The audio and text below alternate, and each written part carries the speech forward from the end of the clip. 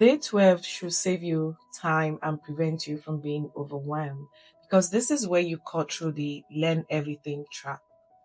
A common mistake career switchers make is trying to learn everything at once. You're trying to get certifications, learn the tools, do everything at once.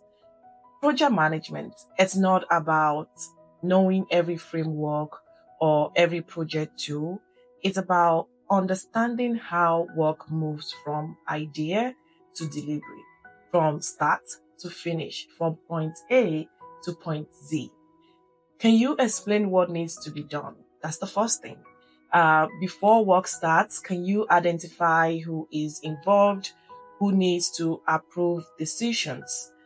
Can you spot dependencies like one task needing to finish before another task can begin? That's a dependency. Can you think through what might be what might go wrong or what might be wrong and how to respond if anything happens? That's risk management. Think about planning a wedding, for example.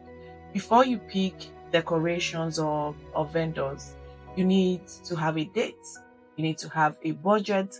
You also need to have a guest list or a guest count. The venue has to be booked before you start catering. You're not going to start catering before you even book a wedding venue.